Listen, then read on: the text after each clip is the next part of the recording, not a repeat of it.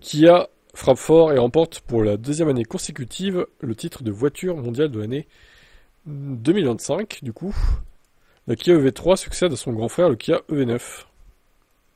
Un jury composé de 96 journalistes automobiles issus de 30 pays a choisi de porter la Kia EV3 au sommet.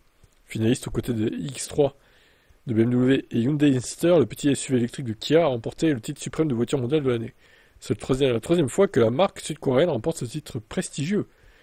Donc, Kia EV9 en 2024 et Kia Telluride en 2020. Le V6, ça n'avait pas gagné aussi? Moi, je sais pas. Il me semblait qu'ils avaient gagné un truc avec le V6 aussi, mais c'est peut-être pas ça du coup. Comme tous les ans, les véhicules éligibles doivent être produits en série à au moins 10 000 unités par an et être en vente sur au moins deux grands marchés, Chine, Europe, Inde, Japon, Corée du Sud, Amérique latine et États-Unis, sur au moins deux continents différents entre le 1er janvier 2024 et le 30 mars 2025. S'il est disponible en Europe, le Kia EV3 se fait toujours attendre aux États-Unis. On rappelle qu'en Europe, c'est la Renault 5 qui a été élue voiture de l'année. Elle a été talonnée par la Kia EV3. De manière générale, les voitures électriques ont fait forte impression cette année. En effet, la Volvo EX90 a été élue voiture de luxe de l'année 2025 face aux Porsche Macan et Panamera.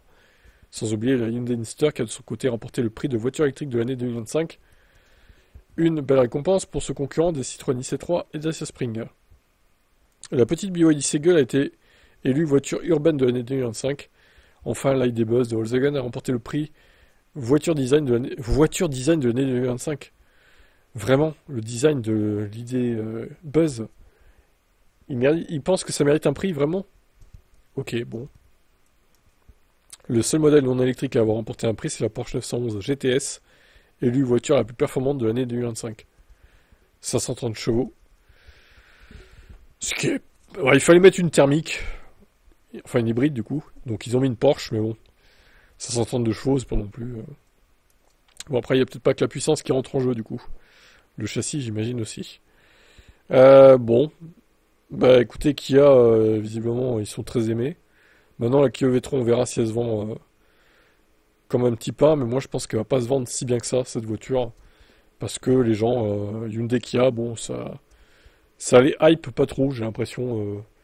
Ils peuvent reconnaître que c'est des bons modèles, mais c'est pas pour autant qu'ils les achèteront, quoi, en fait. La plupart du temps. C'est un peu mon avis, hein. Bref, on verra bien les ventes. Ciao.